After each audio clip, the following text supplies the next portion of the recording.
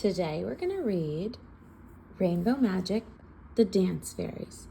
Rebecca, the Rock and Roll Fairy by Daisy Meadows. This is book 3 in the Dance Fairy series.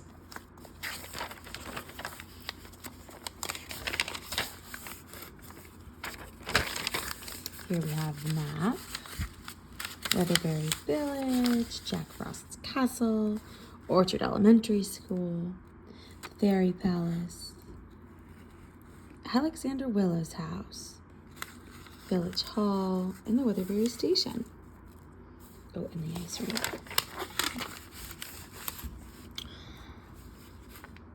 Hold tight to the ribbons, please. You goblins may now feel a breeze. I'm summoning a hurricane to take the ribbons away again. But goblins, you'll be swept up too, for I have work for you to do. Guard each ribbon carefully by using your new power to freeze. Our table of contents. Can I check out? Yep. So today, the chapters are called Rock and Roll Party. That's the first chapter. Rebecca in a Spin. That's the second chapter. A Glimpse of Goblins. That's the third chapter. Goblins Revealed. That's the fourth chapter. A Magic Singing Stick. That's the fifth chapter. And then Rockin' Goblins. That's the sixth chapter. Good job. Here we go. Rock and Roll Party. Are you ready yet, Mom? Kirsty Tate called up the stairs. Rachel and I are dying to see your costumes. She grinned at her best friend, Rachel Walker, who was standing next to her. We'll be down soon, Mrs. Tate called back from the bedroom. Kirsty and Rachel sat down on the bottom stair to wait. I wish we were going to the rock and roll party with Mom and Dad, Kirsty sighed. It sounds like fun, and we might find Rebecca, the rock and roll fairy's magic ribbon there. Rachel nodded. The dance fairies are depending on us, she reminded Kirsty. Rachel and Kirsty had become friends with the fairies during their vacation on Rainspell Island, and now the girls were always eager to help whenever the fairies had a problem. The main cause of trouble in Fairyland was mean Jack Frost and his goblins. A few days earlier, Jack Frost had asked the dance fairies to visit his ice castle and teach his goblins how to dance, but it was all a trick, so the goblins could steal the dance fairies' magic ribbons. When the king and queen of Fairyland had demanded that Jack Frost give the ribbons back, he refused. Instead, he sent 7 of his goblins tumbling into the human world, each clutching one of the magic ribbons. Now, during their school break, Kirsty and Rachel were helping the dance fairies find their ribbons.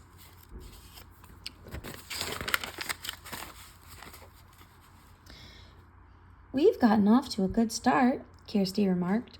We've already found Bethany the ballet fairy's ribbon and Jade the disco fairy too.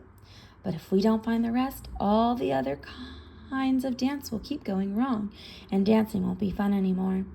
Rachel sighed. Yes, and I guess the dancing at the rock and roll party tonight will be ruined, since Rebecca's rock and roll ribbon is still missing, Kirsty replied. Kirsty replied with a worried frown. Do you remember how Bethany told us that magic ribbons are attracted to their own kind of dancing? Rachel asked. Maybe the goblin who has Rebecca's ribbon will be at the rock and roll party. Girls, we're ready, Mr. Tate yelled from upstairs, and Kirsty and Rachel turned around. When Mr. and Mrs. Tate came downstairs, the girls' eyes widened with delight. Kirsty's dad was wearing jeans and a black leather jacket. Kirsty's mom was wearing a sleeveless black top and a full white skirt embroidered with black musical notes. She wore a high ponytail tied with a red ribbon. You both look fantastic, Kirsty gasped. You look like you just walked out of the movie Grease, Rachel added. Will everyone be dressed up like you? Mr. Tate nodded. There will also be demonstrations of rock and roll dancing, he explained, and an Elvis impersonator. Elvis Presley was a famous rock and roll singer, you know. Kirsty's Uncle John is in charge of the music, Mrs. Tate told Rachel. We're taking some of our own rock and roll records for him to play. Sounds like fun, Kirsty said wistfully. Well, why don't you two come with us? Mrs. Tate suggested with a smile. We didn't ask you before because there aren't going to be any other kids there, but you might enjoy it. Kirsty and Rachel looked thrilled. Can we? Kirsty asked eagerly. But what about Gran? She was going to come and stay with us. She won't have left home yet, Mrs. Tate said, glancing at the clock. I'll give her a call. Does it matter that we don't have costumes? Rachel asked. Not at all, Mr. Tate assured her. Isn't this great? Kirsty whispered to Rachel as they went to grab their coats. We're going to the rock and roll party after all. Yes, and maybe we'll find Rebecca's rock and roll ribbon there, Rachel replied excitedly. Okay, go. This chapter is called Rebecca in a Spin. Good. After Mrs. Tate had called Kirsty's grandma, they all set off for the village hall where the rock and roll party was being held. As they walked inside and took off their coats, the girls looked around eagerly. Everyone was dressed in rock and roll outfits, and rock music was playing in the background. There were round tables and chairs set up with a large space in the middle for dancing. Kirsty also noticed refreshments table with food and drinks for sale. At the opposite end of the hall was a brightly lit stage. Who's that? Rachel asked curiously, pointing at the man on stage who was busy setting up a microphone. The man had dark hair and bushy sideburns. He was wearing a sparkly white jumpsuit. Oh, that's the Elvis impersonator, Mrs. Tate explained. He'll be singing later on. We'll pick up some drinks and snacks for everyone and then find a table, said Mr. Tate. Would you girls mind taking these records over to John? He's over there by the DJ station. Mr. Tate handed the box of old records to Kirsty. He and Mrs. Tate went to join the line at the refreshments table. Meanwhile, Rachel and Kirsty made their way across the hall. The record players were connected to some very large speakers next to the stage. Boxes of records had been set out in neat rows, but there was no sign of Kirsty's uncle. I wonder where Uncle John is, Kirsty remarked. I'm right here. A blond man who looked a lot like Mr. Tate popped up from under the table. I was just fixing a loose wire. How are you, Kirsty? I'm fine, Uncle John. Kirsty grinned, handing over the box of records. This is my friend Rachel. Ah, the famous Rachel, Uncle John exclaimed. I've heard a lot about you. Girls, would you excuse me for a moment? He said quickly. I need to get the next record ready to start. Kirsty and Rachel watched as Uncle John put another record on the turntables. Ladies and gentlemen, came an announcement. May I have your attention, please? Then there was a burst of applause, and Kirsty and Rachel turned to see the Elvis impersonator on the stage. I'd like to welcome you all to our rock and roll party, Elvis went on. We have a fantastic night of entertainment lined up. First on stage are Linda and Will Melling, who are going to show us how to dance rock and roll style. As Linda and Will walked onto the stage in their sparkly early rock and roll outfits, the girls exchanged a worried glance. I hope their dance goes okay without the magic ribbon, Kirsty whispered.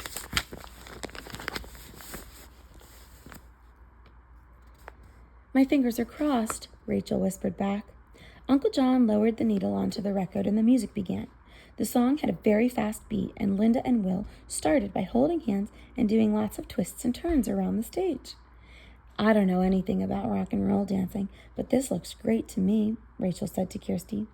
But at that very moment, Linda stumbled. She managed to regain her balance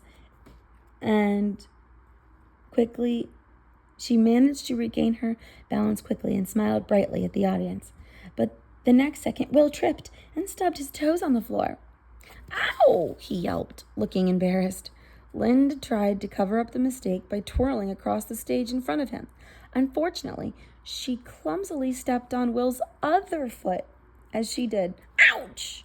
Will gasped. Oh no, Kirsty groaned as Will and Linda tried to keep dancing, blushing furiously. This is all because Rebecca's ribbon is missing, Rachel nodded. The girls watched anxiously, hoping nothing else would go wrong. But as soon it became clear that Linda and Will had both forgotten their steps. Linda went left when she should have gone right. Will went right when he should have gone left, and they ended up slamming into each other.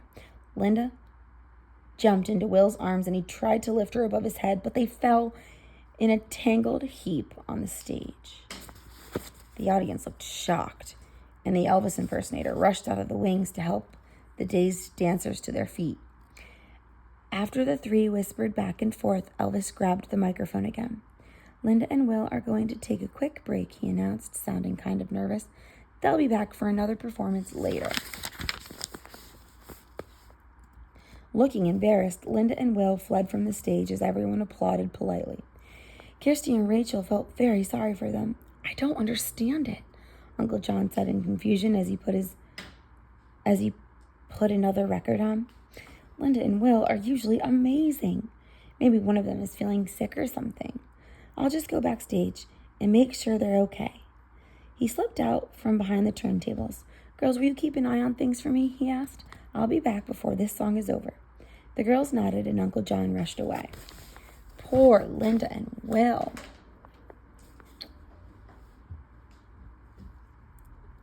Kirsty said, this is all because of mean Jack Frost and his goblins. Hello, called a tiny, silvery voice just then. Rachel grabbed Kirsty's arm. Did you hear that? Kirsty nodded. But where's it coming from, she asked, as she glancing around. I'm down here, the voice called. Rachel and Kirsty looked down at the record players. There, sitting on the edge of a record that was spinning around on the turntable, was a tiny, sparkling fairy. Oh, Kirsty exclaimed. It's Rebecca, the rock and roll fairy. And then this chapter is called A Glimpse of Goblins. Hi, girls, called Rebecca, a smile spreading across her pretty face. She wore a purple scoop neck shirt, a black skirt embroidered with big pink spots, and a matching pink scarf around her neck.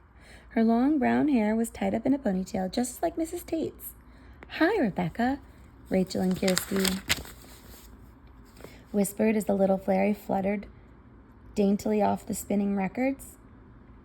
What are you doing here? Added Kirsty eagerly. Is your ribbon close by? Rebecca nodded. I think so, she said in a low voice. I can feel it, but it can't be too close. Otherwise, poor Linda and Will would have danced so badly. Rachel and Kirsty nodded. They knew that when a magic ribbon was very close by, everyone danced beautifully. Girls, we have to find that magic ribbon before Linda and Will go back on stage, Rebecca said in a determined voice. Then their rock and roll dancing will be perfect. Will you help me look for the goblin? He must be around here somewhere. Of course we will, Kirsty replied, but just then she saw Uncle John heading back toward them. Rebecca, here comes my uncle. You better hide. Rebecca immediately flew to hide on Rachel's shoulder behind her hair. Looks like Will and Linda are fine now, Uncle John said cheerfully. I just watched them practicing backstage, and they were wonderful. I think they must have had stage fright before. That's very strange, Rebecca whispered to Rachel. My ribbon's still missing, but Will and Linda are dancing well again? That can only mean one thing. The ribbon's backstage, Rachel finished in a low voice. Then let's go backstage right away and find that goblin, Kirsty whispered excitedly. There was a door at the side of the stage, and the girls headed toward it, leaving Uncle John to put on another record. They were worried that someone might notice them. Luckily, people were too busy chatting and buying refreshments. There were a lot of couples already on the dance floor, including Mr. and Mrs. Tate, but just like Will and Linda, they all kept bumping into each other and stepping on toes and forgetting their steps.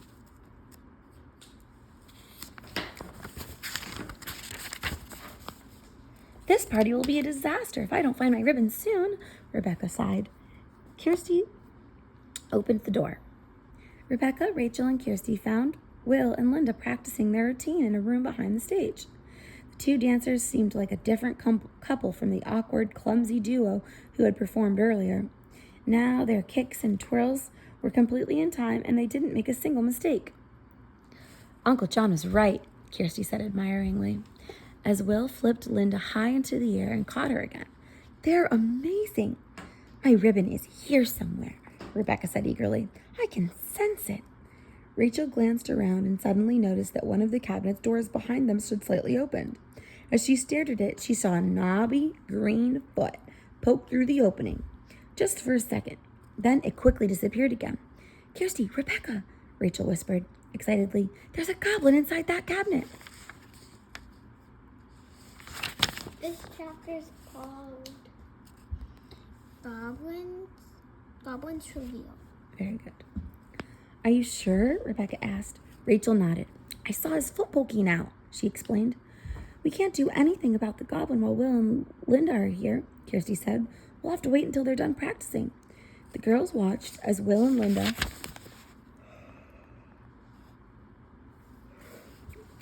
worked their finale. Will threw Linda up into the air again. When she turned a double somersault and landed in Will's arms, they smiled, and next Will helped Linda drop into a split. That's much better, Will exclaimed. I don't know what went wrong before. Yes, it was so embarrassing, Linda groaned. Let's go get something to drink before we go back on stage, Will suggested. They hurried off, giving the girls a friendly wave as they left. Immediately, Rebecca flew out from behind Rachel's hair. The three friends dashed over to the cabinet. Be careful, Kirsty, Rachel warned as her friend reached for the door handle. Remember that Jack Frost has given the goblins freezing powers. Carefully, Kirsty pulled the door open and the girls looked inside.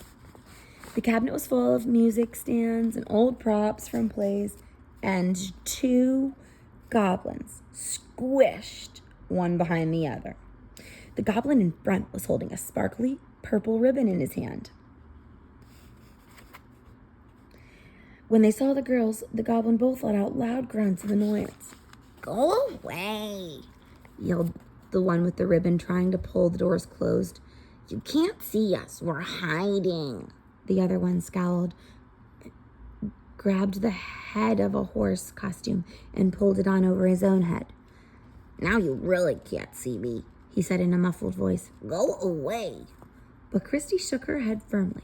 I'm not going anywhere until I get my magic ribbon back, Rebecca said, hovering in the doorway. The first goblin looked nervous.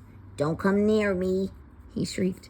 I don't want to be frozen. Rachel, Kirsty, and Rebecca glanced at each other in confusion. You fool, said the second goblin, pulling off the horse head and poking his friends in the ribs. We're the ones who have the power to freeze people, as long as we have a magic ribbon. Oh, yes, said the first goblin. I forgot. Then his face darkened as he looked at his friends. Don't you poke me, or I'll poke you harder. Rachel was staring at the second goblin. That's the goblin who stole Bethany's ballet ribbon, she whispered to Kirsty. I think he recognized us, too, Kirsty whispered back as the second goblin glared at them. Never mind me, he yelled as the first goblin gave him a sharp poke in the ribs. You should be freezing the pesky fairy and her human friends. Oh, yes, said the goblin eagerly. I'll turn you into fairies, girls, Rebecca called, quickly lifting her wand. As the first goblin jumped out of the cabinet at them. Go on, freeze them all, the second goblin snickered, tumbling out after his friend. A shower of magic dust from Rebecca's wand swirled around Rachel and Kirsty and transformed them into fairies in the twinkling of an eye. The girls fluttered their glittery wings and flew up into the air, out of the goblin's reach. Oh, I hate when they do that, the first goblin said angrily. He started jumping into the air, swatting at Rachel, Kirsty, and Rebecca. Freeze! He shouted again and again, but he missed every time. What do we do now? Rachel asked as they flew above the goblins' heads. We still have to get the ribbon back. It's going to be hard with 2 goblins, Rebecca said anxiously. Kirsty frowned at the 2 goblins below. The first one was still leaping up and down and shouting, Freeze! He didn't seem to realize the fairies were well out of his reach. Maybe we could get the first goblin to freeze the second one, she suggested. We have to make sure they're touching each other when the first goblin says freeze.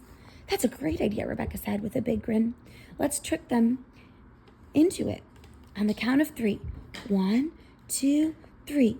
Grabbing hands, Rachel, Kirsty, and Rebecca immediately flew down and hovered near the second goblin. With a cry of triumph, the first goblin rushed toward them. The girls waited until the last possible moment and then zoomed up out of reach. Freeze! Shouted the first goblin just as he crashed into his friend. The magic singing stick. Instantly, the second goblin was frozen solid. The first goblin landed on the ground. His frozen friend fell over and landed on his lap. The first goblin looked so shocked. The first goblin looked so shocked. The girls and Rebecca couldn't help but laughing. Oh no, the first goblin groaned.